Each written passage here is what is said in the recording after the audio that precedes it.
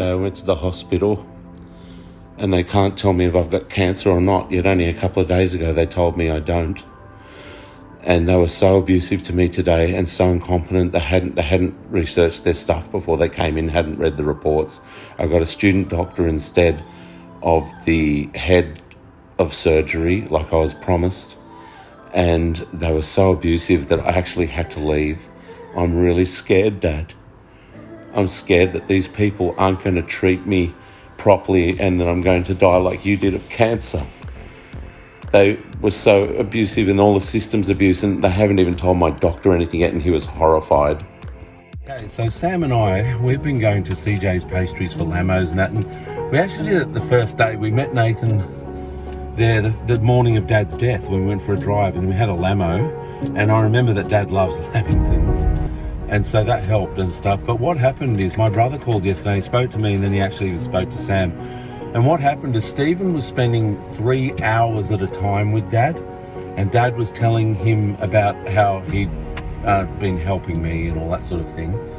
And Dad recommended to my brother that I need some regular activities and patterns and whatever. So Sam and I have decided that we don't have any problems with the CJ's staff.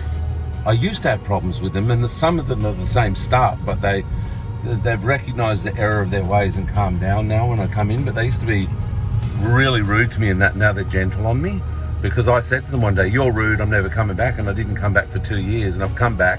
And they can see I'm back, and they've changed their whole act towards me. It doesn't usually happen, but it has here. So, and then out on the street, we've had no problems with the locals in Landsborough like you might at Mooloolaba or something like that. So long and the short of it is, Stephen said Dad told him lots of things that he wanted to impart to me for my continued treatment so that Dad could look after me beyond the grave.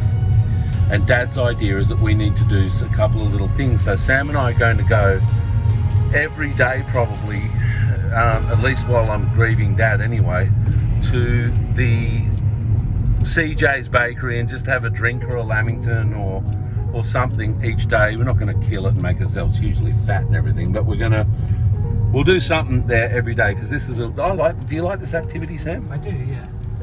Yeah, and it's an easy one because we go to the drink machine. That's something I do. I go, because see, you can pay up to $4 for a can of Coke, but we found this drink machine in Landsborough where they're $1.20.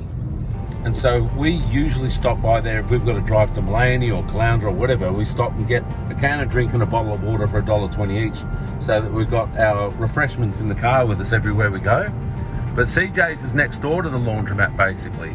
So we are now going to stop there for 20 minutes each sort of day, have a Lamington or something, and a cup of tea maybe, as we get our drinks from the drink machine. And that's the little a tradition that we're setting up as per Dad's instructions, relayed to me by my brother, who called to make sure that I had those instructions and spoke to Sam to let him know what Dad had said, and that it's Dad's thoughts that would be a great idea for us. And so far it's worked. I've been enjoying going to the CJ's when we go there.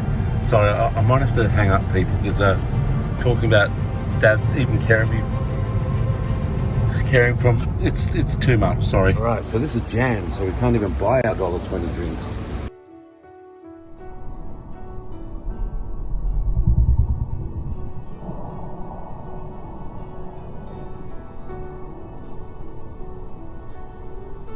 Right, we're leaving Landsborough. We've got our drinks. We had to go to CJ's to get them because the drink machine's still fucked, as you saw.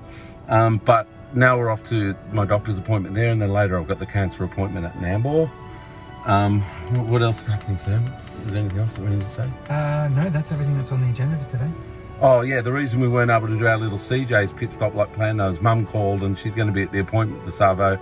We had to put together a game plan because of the incompetency of these people.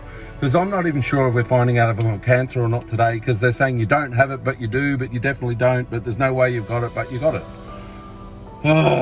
So we'll find out today, but I want a straight answer instead of all this double speak bullshit. So we just went and saw Josh. Now, the biggest thing Josh is actually seriously struggling and wrestling with why didn't he work out that I had an intussusception and get me out of that pain much sooner and out of all the risk? But the thing was, he forcefully and firmly made me go get CAT scans and x-rays and made me change oncologists and booked me in for a rushed colonoscopy and whatnot. So he did all he could do, the poor bugger. But the thing is the last thing on his mind would be an intussusception, because he's usually under 5 or over 80 with cancer. So he just wouldn't have crossed his mind probably either. But in saying that, even if it did, he sent me for all the right tests. In the end, they had to do exploratory surgery. So, I feel a bit sad about that. I might try and think of some way to cheer him up, because he really feels he's failed me, and I don't believe he has. On the Nicklin Way heading towards my mother's house, she's going to make us some yummy ham and salad rolls to feed us up to before we go to Nambour to the specialist. But I feel a bit sorry for Josh, because they haven't sent him any of the information. He's totally in the dark, because he really wants to know, okay, if the thing that they removed wasn't cancer, why was it so big? Why was it so dirty and scary looking? Why was my stomach so inflamed? If it's not cancer, and then what can it come back and cause another intussusception? What is it? So we can, do prevention for any further shit. Because it's pretty weird that there's a dirty, great big polyp that's just really nasty and whatever. Because even if it's not cancerous, like, what the fuck is it? And he wants to know this shit, and they've given him nothing, poor bastard.